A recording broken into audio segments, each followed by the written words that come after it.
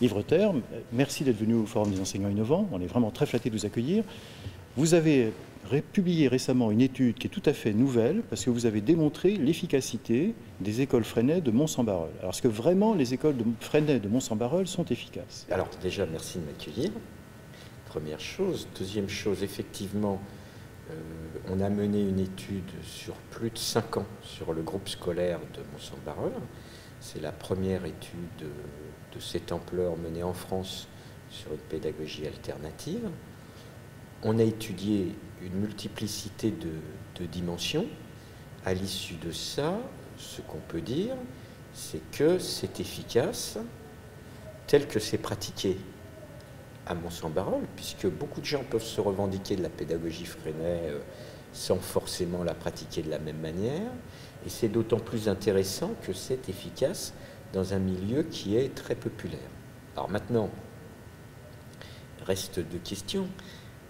C'est qu'est-ce qu'on appelle l'efficacité? Donc ça, on l'a mesuré sur différentes choses, hein, sur le fait que, par exemple, c'était une école qui fonctionnait mal et qui risquait de fermer parce que les familles retiraient leurs enfants de l'école. Et là, l'école ne risque plus de fermer puisque ses effectifs augmentent. Au niveau des incivilités et de la violence, ça a considérablement baissé. Au niveau des apprentissages scolaires tels qu'on a pu les mesurer, il y a des progrès incontestables. Au niveau des performances scolaires telles que l'institution les mesure, il y a des résultats nets. Au niveau de l'investissement des élèves dans le travail, du climat de travail, là aussi les résultats sont nets. Au niveau des rapports école-famille, les résultats sont positifs. Donc on a été presque, nous, surpris finalement de voir que ça marchait sur autant de dimensions. Dimensions qu'on a mesurées à l'aide de techniques très très différentes et qui sont liées aux méthodes de recherche et donc pas à nos opinions, hein.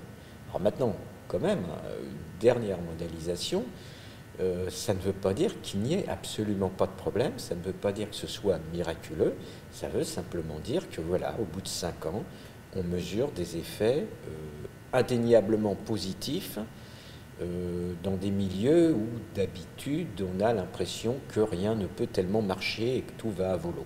Voilà.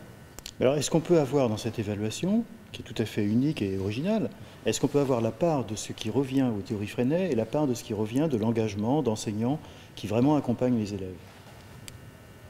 C'est toujours difficile, quels que soient les modèles dont on se sert en fait, d'isoler les variables. Nous, on est plutôt sur l'idée qu'il y a effectivement conjugaison des facteurs, c'est-à-dire que quand il y a implication effectivement des maîtres dans une expérience, ça a tendance à marcher. Maintenant, ça ne marche pas forcément avec les mêmes effets, de la même façon sur tous les élèves, etc. Donc on peut considérer que l'implication des maîtres, plus les principes de la pédagogie Freinet, plus la compétence des maîtres, on peut penser que c'est cette conjonction-là qui a permis d'obtenir des effets importants sur une multiplicité de dimensions et parfois assez rapidement. Voilà. Donc on va s'intéresser aux imperfections, parce qu'il y en a probablement, mais il y a un point qui paraît très important dans la pédagogie Freinet, c'est leur ambition de former un citoyen différent, de transmettre des compétences différentes.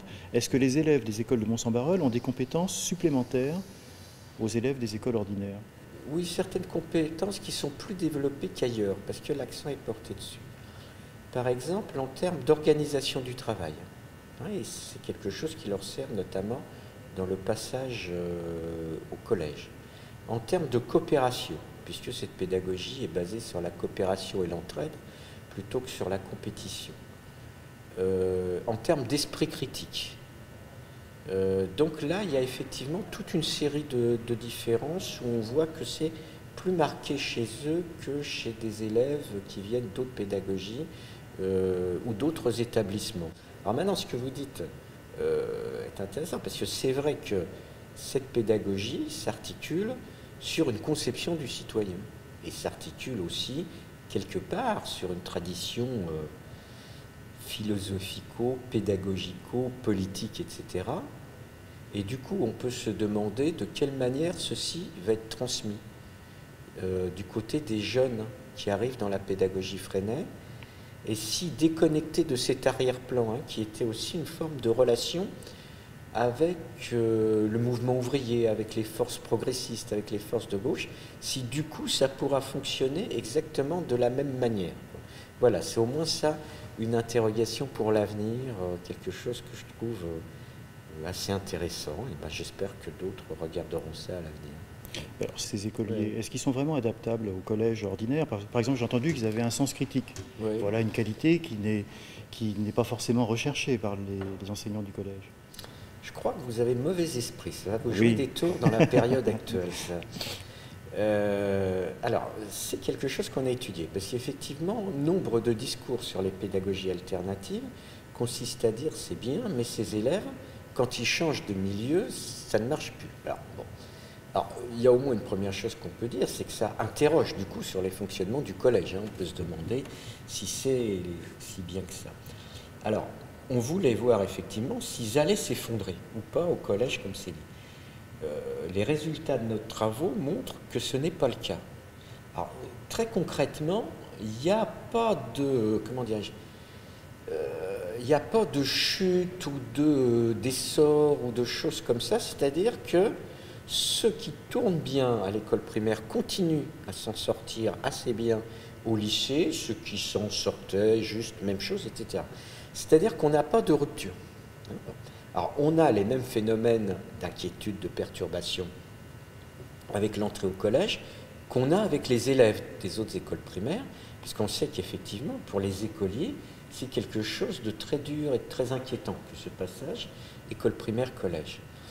Mais en même temps, cet esprit critique qu'ils ont, ils vont le récupérer dans l'analyse de ce qui se passe et finalement dans un repositionnement.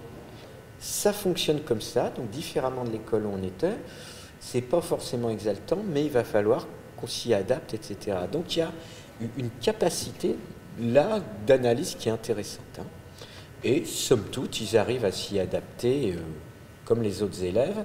Et parfois, du coup, nous, on peut avoir des regrets, c'est-à-dire l'impression que certaines choses, certains principes de fonctionnement, etc., qui nous semblaient positifs d'un point de vue scolaire ou d'un point de vue social, puissent être à certains moments mis en veilleuse au collège, où on peut retrouver, par exemple, à certains moments, un peu plus de phénomènes de violence qu'on trouvait dans cette école. Quoi.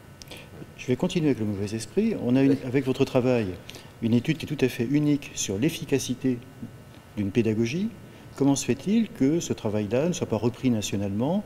Est-ce qu'il est transférable? Alors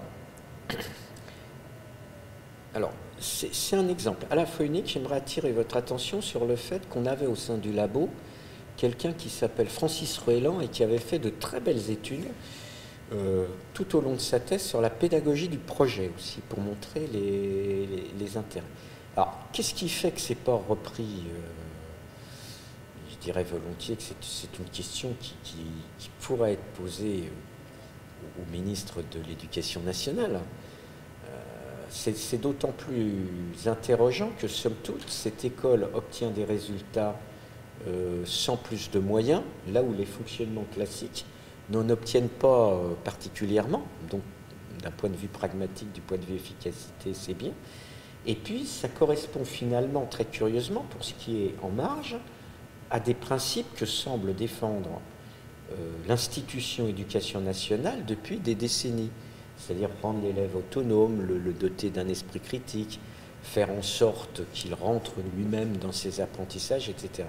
Donc très paradoxalement, c'est ce qui se trouve à l'heure actuelle en marge du système qui réussit peut-être le mieux ce qui est au cœur du projet de l'institution. Bon, voilà. Alors maintenant, ayant dit ça, en même temps, c'est peut-être compliqué, parce que peut-être que politiquement, idéologiquement, à certains moments, les ministres, qui sont des élus, peuvent s'appuyer sur d'autres lobbies ou sur un autre public que celui qui est proche idéologiquement de cela. Peut-être que ça voudrait dire aussi, et je dis en faisant attention à ce que je dis dans la période actuelle, concevoir une autre formation des maîtres. Parce qu'il faut des maîtres très très compétents pour pratiquer ça, avec des compétences très fines. Donc un développement de la formation initiale articulé sur la formation continue. Or on sait que les problèmes de formation continue à l'heure actuelle sont importants en France. Il faudrait peut-être aussi donner une plus grande place à certains mouvements qui ont capitalisé une expérience. En même temps, en faisant attention, parce que ce sont des militants, en faisant attention que le militantisme pédagogique ne prenne pas le pas sur la formation des maîtres. Puisque moi je pense en tant que chercheur qu'il n'y a jamais une seule solution. Il y en a toujours plusieurs et à la limite pour moi ce qui m'intéresse c'est une formation des maîtres qui permette aux maîtres d'avoir la compétence de s'emparer de ce qui leur semble le plus efficace dans tel contexte donné et qui va être différent à Mons ou dans le centre de Paris avec tels élèves ou avec tels autres élèves, etc. En d'autres termes, je ne crois pas aux solutions miracles. La France est un pays où les débats sur l'école sont immédiatement des débats idéologiques.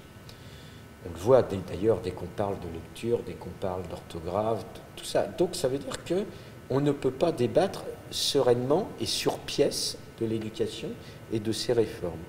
Et les médias, bien souvent, sont accaparés par des gens dont je tairai ici les noms, mais qui sont des gens excessivement compétents dans des tas de domaines, mais qui n'ont jamais travaillé sur l'éducation, ce qui leur permet d'ailleurs d'en parler avec beaucoup plus de décontraction. Mais du coup, comment dirais-je, tous les discours qui peuvent être appuyés vraiment sur du travail, sur des recherches de longue durée, ne passent pas. Et ils ne passent pas notamment aussi parce qu'ils sont quelque part plus complexes qu'un discours qui dit « tout va mal et ça allait mieux à l'époque de nos parents ». Et de nos grands-parents. On sait que ce n'est pas le cas et que s'il y a eu des réformes, c'est parce que justement, ça ne fonctionnait pas aussi bien qu'on le dit à l'heure actuelle. Merci beaucoup Yves Retter. Je rappelle votre étude qui est tout à fait originale et qui mérite vraiment d'être lue. Une école Freinet aux éditions L'Harmattan. Merci beaucoup à vous.